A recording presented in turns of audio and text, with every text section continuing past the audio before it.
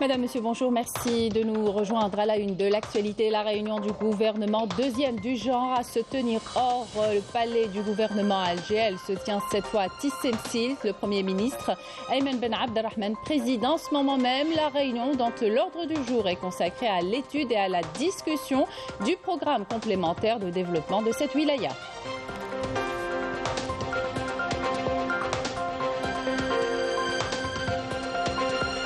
On parlera des projets et des attentes des jeunes de Tissemsilt de cette réunion du gouvernement, dont les décisions leur ouvriront des perspectives pour l'avenir, notamment concrétiser leurs idées innovantes et créer leur propre start-up.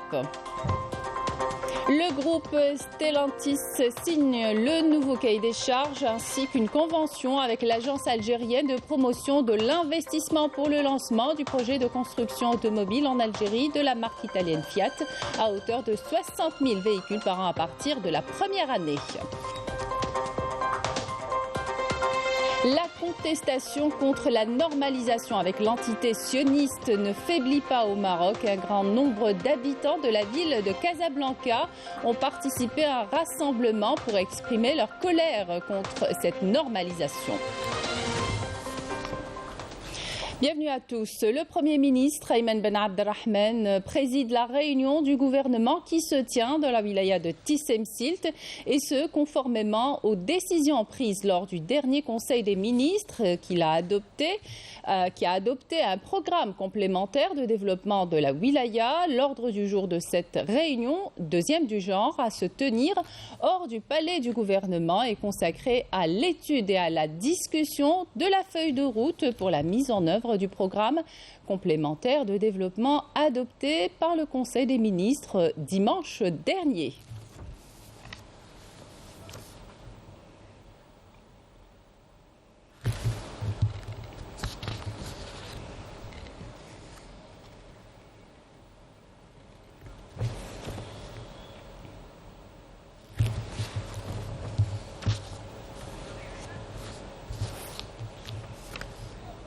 Et auparavant, le Premier ministre Ayman Ben Abdelrahman est arrivé à l'aéroport de Tissemsilt accompagné des membres du gouvernement. Il a été accueilli par les autorités locales de la wilaya.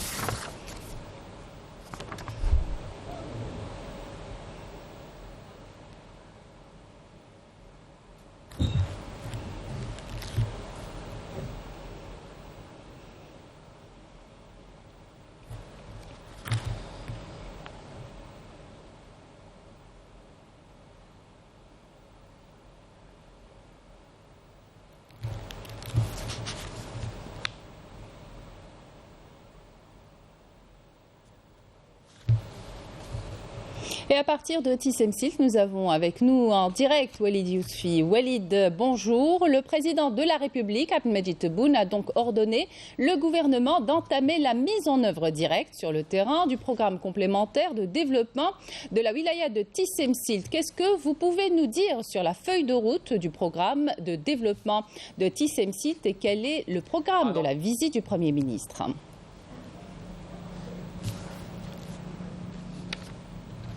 Alors effectivement, oui, Amina, nous sommes en direct du siège de la wilaya de Tissemsilt où se tient la réunion du gouvernement. Alors il faut savoir aussi que cette réunion du gouvernement est la seconde en son genre à être délocalisée hors de la capitale, après celle de Khenchela qui s'est tenue en décembre dernier.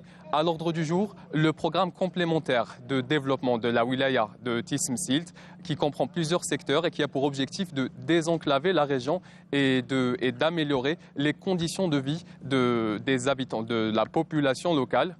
Il est aussi question de l'initiation des projets de réhabilitation des routes, de l'accélération aussi de la ligne des travaux de la ligne ferroviaire reliant la wilaya de Tissemsilt à Bourzoul, mais aussi de l'approbation du projet de la double voie de la route nationale numéro 14 qui relie la wilaya de Tissemsilt justement à Khamis Miliana sur une distance de 84 km. Par ailleurs, Amina, en marge de cette réunion, visite d'inspection et inauguration sont au programme, à savoir l'inauguration de l'université de Tism-Silt qui compte plus de 4000 places et la visite d'inspection de la gare de la wilaya de Tism-Silt. Voici ce que l'on pouvait dire sur la situation pour le moment. Amina, nous reviendrons vers vous avec plus de détails dans nos prochaines éditions. Merci à vous, Walid Yossi. Je rappelle que vous êtes à Tissim-Silt où se tient la réunion du gouvernement consacrée à l'étude et à la discussion de la feuille de route pour la mise en œuvre du programme complémentaire de développement de Tissim-Silt. Donc on reste à Tissim-Silt où plusieurs projets ont été lancés et d'autres le seront après la réunion. Notre envoyé spécial Walid Yossi s'est rapproché de la population et a recueilli leurs attentes. Regardez. Une réunion qui a pour objectif d'aborder le programme complémentaire de développement de la wilaya, à même de désenclaver la région et d'améliorer les conditions de vie de la population locale. À une quarantaine de kilomètres du chef-lieu de la wilaya, dans la commune de Sidi Abed, les habitants de la région n'ont pas manqué d'exprimer leur enthousiasme quant à cet événement important, dans l'espoir de voir se concrétiser le développement tant attendu de cette région reculée. Nous attendons beaucoup de cette région. J'espère que ça aidera à améliorer notre vie ici. Nous sommes très optimistes. J'espère que cette rencontre aura des retombées positives et que nous pourrons voir ces résultats prochainement dans notre commune. On tient à remercier le président de la République, Abdelmadjid Tebboune, pour cette initiative. Nous manquons de beaucoup de choses ici. Notre wilaya a besoin d'un coup de pouce pour son développement. Il s'agit de la deuxième réunion du genre à être délocalisée hors de la capitale, un événement qui redonne de l'espoir à la population de cette wilaya à vocation agricole. Il y a beaucoup de promesses qui ont été faites ici par le passé et qui ne se sont pas concrétisées. J'espère que cette fois-ci, il y aura un résultat.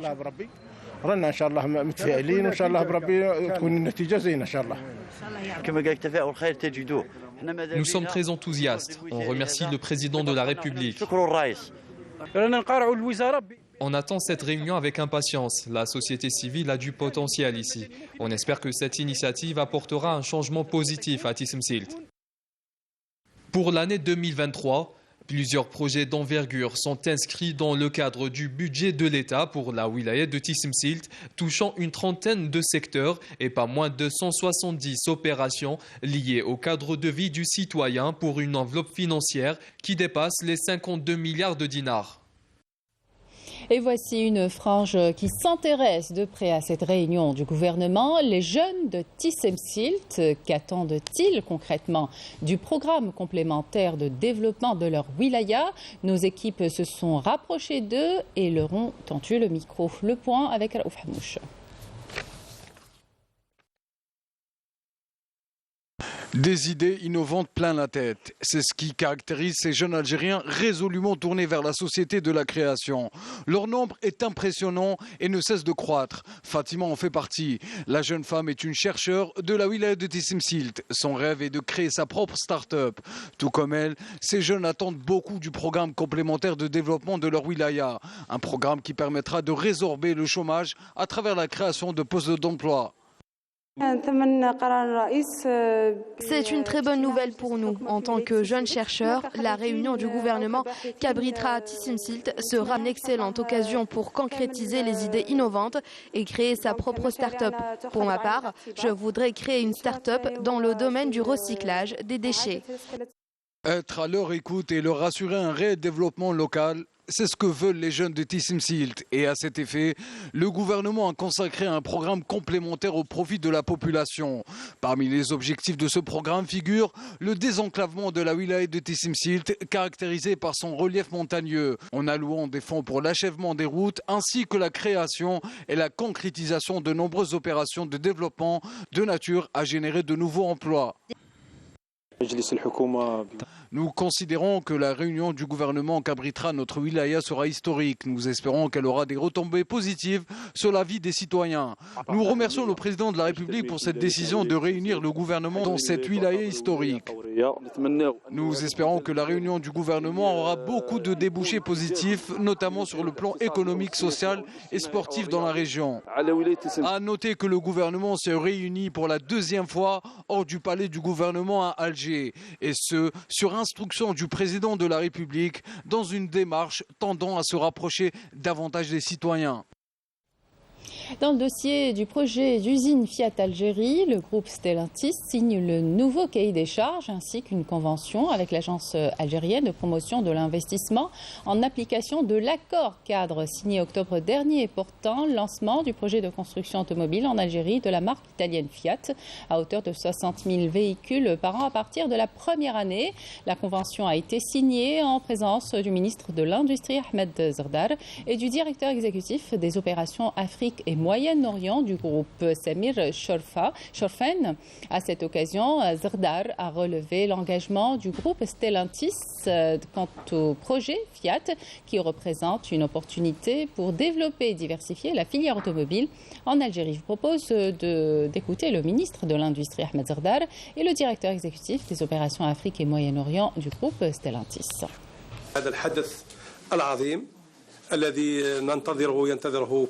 Il s'agit d'un important événement que nous attendons et que le peuple algérien attend avec impatience, celui d'instaurer une véritable industrie automobile. Et comme l'a si bien dit le président de la République, Abdelmajid Tebboune, nous avons trouvé dans l'opérateur italien un partenaire de choix.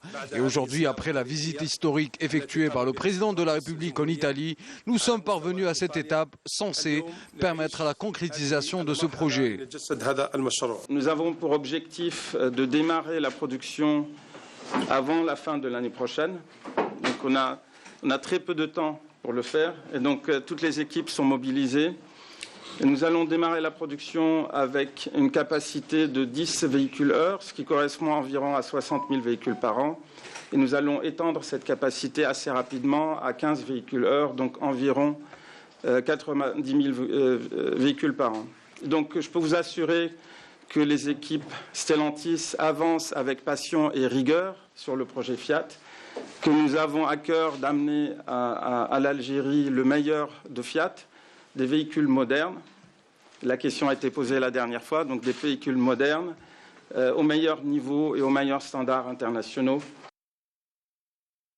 Investissement à Mila, pas moins de 17 autorisations exceptionnelles d'exploitation ont été attribuées. Une levée d'entrave à l'investissement qui a permis la concrétisation de ces projets, la création de 582 postes d'emploi. Melika Blel. Après avoir bénéficié d'une autorisation exceptionnelle d'exploitation, cet investisseur a pu monter cette usine spécialisée dans la production de détergents et autres produits de nettoyage. Installée dans la zone d'activité Qissaoui Ahmed d'Achel Romlaïd, l'usine a pu s'imposer sur le marché national. Nous produisons jusqu'à ce jour environ 100 tonnes de produits de nettoyage. Nous avons commencé à couvrir le marché national et on aspire à exporter dans les années à venir. L'usine de fabrication de tubes en plastique de différentes dimensions. Un autre projet prometteur dans la région de Tlarma. Aujourd'hui et après la levée des obstacles, l'usine ambitionne de fabriquer 10 000 tonnes de tubes en plastique par an. Nous avons 4 lignes de production. Nous fabriquons des tubes avec des diamètres différents allant du 63 au 630. La capacité de production de l'usine est d'environ 50 tonnes par jour. Nous fabriquons également des tubes PE, haute et basse densité. Les travaux d'extension nous permettront de diversifier encore plus la production. 17 autorisations exceptionnelles ont été attribuées, 3 autorisations attribuées dans le cadre de l'investissement industriel privé et 13 autres attribuées à des investisseurs qui ont choisi de créer des exploitations agricoles. Grâce à ces projets d'investissement, 582 emplois ont été créés. Aujourd'hui, les autorités locales de la wilaya de Mila mettent l'accent sur la nécessité de promouvoir l'investissement censé créer de la richesse et de l'emploi via la concrétisation des projets déjà lancés, des projets qui peuvent apporter une valeur ajoutée à cette wilaya de l'Est du pays. Le cinéma engagé en soutien aux causes justes, la cause sahraoui notamment, inspire beaucoup de cinéastes. C'est le cas de l'italienne Ilena Rusca, journaliste, réalisatrice et militante des droits de l'homme. Elle est auteure de 2 courts-métrages projetés hier au ministère des Affaires étrangères. Le compte-rendu de Batia Armani. Plus de 8 millions de mines antipersonnelles au Sahara occidental. Le nombre de victimes est de 2500, un chiffre appelé à être revu à la hausse. En son et en images, Ilena Rusca, journaliste et réalisatrice italienne, a mis les projecteurs sur cet épineux problème dans un court-métrage intitulé « Un champ miné sahraoui ». En lien avec la situation des mines antipersonnelles, en fait, la vérité c'est que c'était vraiment touchant. Tout d'abord parce que c'est quelque chose qui devrait être interdite à niveau international depuis longtemps. Et puis ça continue à faire énormément de dégâts, pas seulement au Sahara occidental, mais vraiment partout dans le monde. Il y a déjà une convention contre les mines antipersonnelles, il y a la convention d'Ottawa, il y a plein de travaux qui sont faits à ce sujet. Et puis ça serait vraiment excellent si les pays ils pourraient se tenir à leurs promesses et puis qu'ils commencent vraiment à actuer dans cette direction. L'autre court-métrage intitulé « La normalisation de la normale » retrace le vécu difficile au quotidien des Sahraouis dans les camps des réfugiés. C'est un témoignage émouvant sur et très honnête et très objectif sur la vie terrible qui afflige, dans lequel sont plongé le peuple sahraoui. Une oppression que partagent et vivent également les journalistes défenseurs des droits de l'homme. Ilena Rusca n'a pas été épargnée par le régime du Makhzen puisqu'elle a été concernée, comme des centaines de journalistes, par l'affaire Pegasus.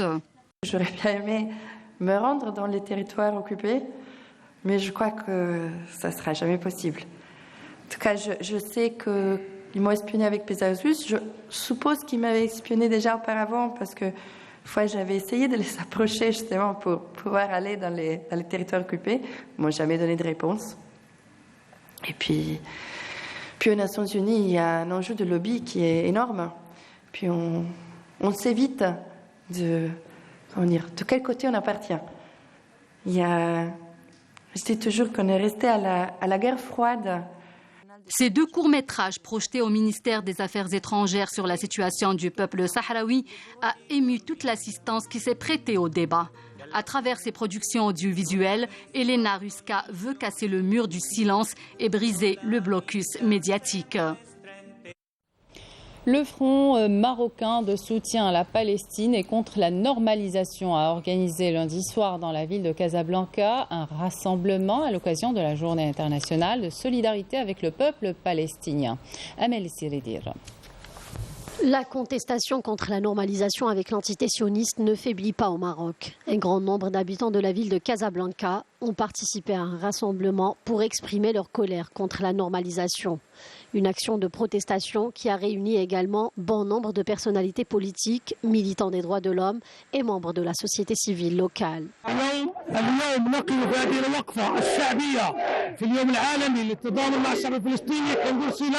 رسائل 3 أولا إلى الشعب الفلسطيني أنه في يومه العالمي نحن كمغاربة مع حقوقه المشروعة الثابتة وحقه في المقاومة وتحرير الأرض.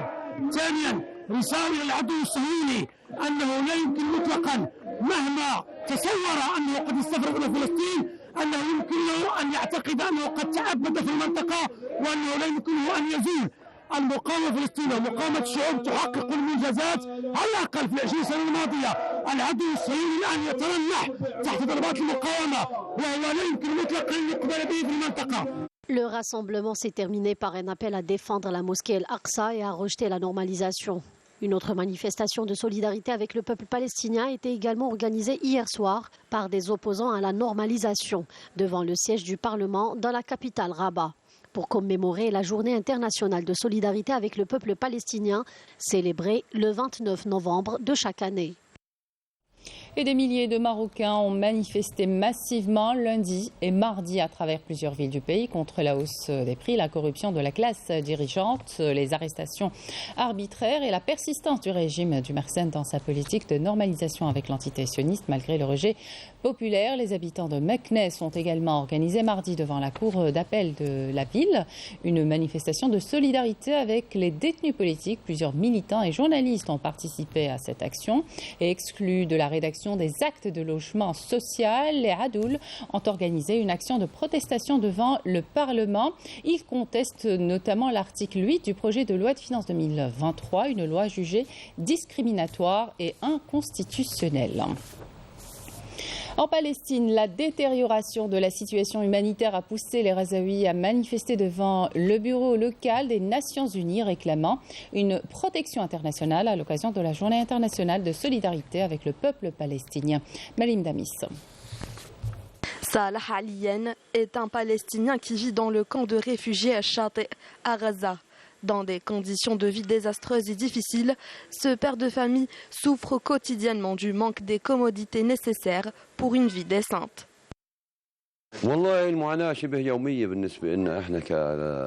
Notre souffrance est quotidienne, comme vous le voyez. Notre maison est très petite.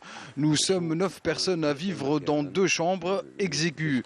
Nous avons du mal à trouver quoi manger. Le toit de la maison peut s'effondrer à n'importe quel moment à cause de la pluie. Nous souffrons tous les jours. La détérioration de la situation humanitaire a poussé les Palestiniens à manifester devant le bureau local des Nations Unies, réclamant une protection internationale à l'occasion de la Journée internationale de solidarité avec le peuple palestinien. Nous réclamons également une protection internationale pour le peuple palestinien qui subit des massacres, une répression et des injustices au quotidien, un terrorisme d'État des plus virulents. Il ne peut y avoir une solidarité internationale sans une position claire soutenant la cause palestinienne qui subit quotidiennement des crimes de la part des sionistes et l'arrestation arbitraire de nos jeunes. Après 74 ans de colonialisme et de massacres, les Palestiniens ne sont pas prêts de baisser les bras, notamment face à l'extrême droite sioniste. Chaque année, le peuple palestinien prouve sa détermination et poursuit sa lutte, peu importe les sacrifices, pour arracher sa liberté. Place à présent au mondial avec les résultats des 2 matchs disputés hier soir à 20h. Les États-Unis ont décroché leur ticket pour les 8e de finale qu'ils disputeront contre les Pays-Bas en battant l'Iran 1-0. Quant à l'Angleterre, l'équipe s'est imposée face au Pays de Galles avec un score de 3-0.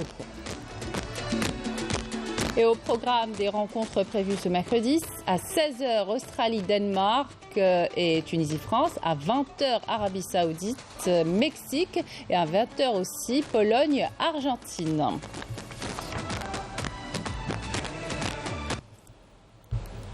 Voilà, c'était la dernière information de cette édition. Merci de votre attention. Tout de suite, les prévisions météo avec Emel Laribi. Excellente suite de programme sur Canal Algérie.